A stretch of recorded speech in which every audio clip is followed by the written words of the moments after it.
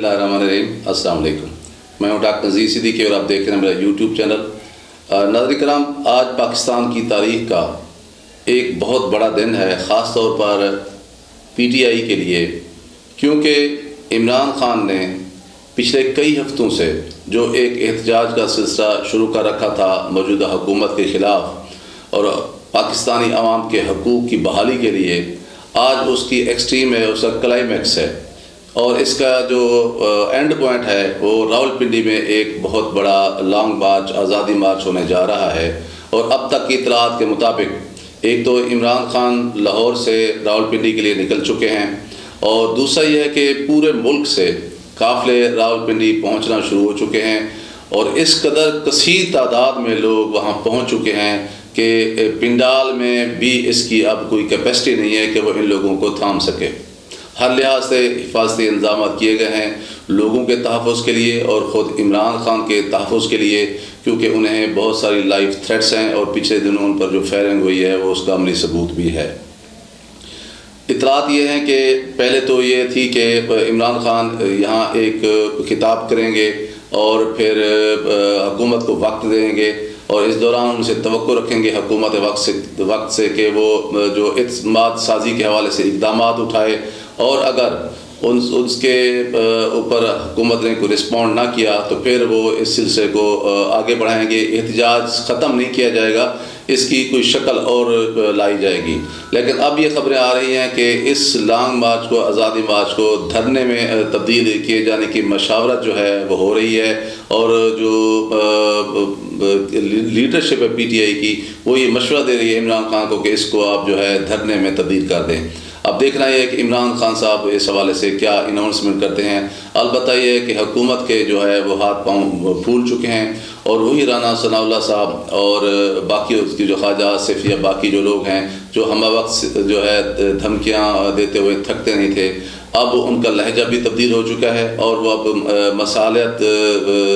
जो है वो करने पर तैयार हैं और मुज़ाकरात की दावत भी दे रहे हैं कि और मिलकर बैठते हैं और इसका कोई राह निकालते हैं। लेकिन असल में देखना यह है कि आज कितने लोग आते हैं। अगर लोगों की इस कदर बहुत बड़ी तादाद रावलपिंडी में आ जाती है जो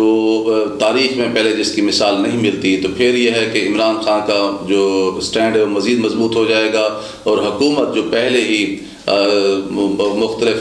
ना नज़र आने वाले सहारों पर खड़ी हुई है उसका वजूद जो है वह मज़ीद कमज़ोर हो जाएगा। बहरहाल ये शाम तक सारी सूरत हाल हमारे सामने आ जाएगी कि ऊँट किस करवट बैठता है। और आज की जो दूसरी खबर है वो ये है कि हमारे जो आर्मी चीफ साहब हैं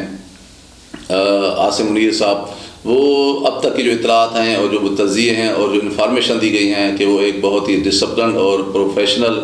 जनरल साहब हैं और वो अपने इदारे से ही मोहब्बत करते हैं और इदारे की तकाज़े ही पूरे करते हैं। उन्हें पॉलिटिक्स से या मुख्तलिफ दीगर जो है तरजीह से कोई दिलचस्पी नहीं है। माजी के हमारे आर्मी चीफ के मुकाबले में बिल्कुल एपोलिटिकल हैं और उस तरह जिस तरह उन्होंने ऐवान सदर में सदर आरिफ अलवी से और प्राइम मिनिस्टर से मुलाकात की है और अपनी हदूद और क़यूद के अंदर रहकर जो है वो उनकी जो बॉडी लैंग्वेज थी, जो उनका मिलने जुलने का अंदाज़ था, उससे भी लोगों ने ये अंदाज़ा लगाया है कि वो बिल्कुल एक प्रोफेशनल आदमी हैं। तो हमारे नए आर्मी चीफ के हवाले से पाकिस्तान में जो तज़िया चल रहा है, लेकिन बरतानवी और अमरीकी अखबारात में बहुत जो है इसके ऊपर एनालिसिस किया है और उन्होंने कहा है कि नए आर्मी चीफ को दो बहुत बड़े चैलेंजेस का सामना है। एक तो हमारी मईशत पाकिस्तान की जिसका भट्ठा बैठ चुका है और दूसरा यह है कि पाकिस्तान की अफवाज और कौम के दरमियान जो फासले पैदा हो चुके हैं उन फासलों को ख़त्म करना। ये दो बहुत बड़े चैलेंजेस जो हैं अमरीकी और बरतानी अखबार जो है करार दे रहे हैं हमारे नए आर्मी चीफ के लिए। अब देखना ये है कि हमारे नए आर्मी चीफ इन दो चैलेंजेस को किस तरह जो है वो अबूर करते हैं। बहरहाल ये बात तय है कि वो अपनी पूरी कोशिश करेंगे कि जहाँ तक अफवाज पाकिस्तान और कौम के दरमियान जो फासले हैं उन्हें कम से कम किया जाए। अलबत्ता मईशत की बहाली का ताल्लुक वो तो हुकूमत का है, उसमें इस्टेब्लिशमेंट का कोई रोल ना तो बनता है वो ना ही मौजूदा जो इस्टेब्लिशमेंट है वो ये करने का इरादा रखती है। और तीसरी बात यह है कि जो اس وقت یہ تاثر پایا جاتا ہے پاکستان کے اندر جو موجودہ پی ڈی ایم کی حکومت ہے اسے صرف اور صرف ہمارے طاقتور حلقوں نے، یہ ادارے نے سہارا دے رکھا ہے۔ لگتا یہی ہے کہ آنے والے چند ہفتوں کے دوران یہ تاثر بھی ختم ہو جائے گا اور ہماری فورسز بالکل اے پولیٹیکل ہو جائیں گی۔ اس کے بعد یہ ہوگا کہ ہماری جو سیاسی جماعتیں ہیں وہ مجبور ہو کر ایک دوسرے کے ساتھ مذاکرات کی ٹیبل پہ بیٹھیں گی اور ایک دوسرے کے ساتھ معاملات بھی طے کریں گی اور یقیناً ایک نئے الیکشن کی طرف جائیں گی، کیونکہ پاکستان کے پاس اور کوئی آپشن نہیں ہے ماں سوائے اس کے کہ قوم سے نیا مینڈیٹ لیا جائے اور پاکستان کو موجودہ جو صورتحال ہے اس سے باہر نکالا جائے۔ اور تیسری جو خبر ہے وہ بھی بڑی اہم ہے، وہ یہ ہے کہ ہمارے دو لیفٹیننٹ جنرل صاحبان جو ہیں، جنرل اظہر عباس صاحب اور جنرل فیض حمید صاحب، ان کے حوالے سے یہ خبریں آ رہی ہیں کہ وہ قبل از وقت ریٹائرمنٹ لے رہے ہیں۔ ماضی میں یہ روایت رہی ہے افواج پاکستان کی کہ اگر کسی جونیئر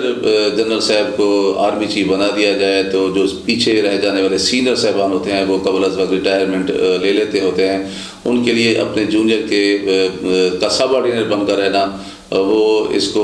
مناسب نہیں سمجھتے، لیکن یہ پہلا موقع ہوگا پاکستان کی تاریخ میں کہ دو سینئر ترین جو جنرل صاحبان ہیں ان کو،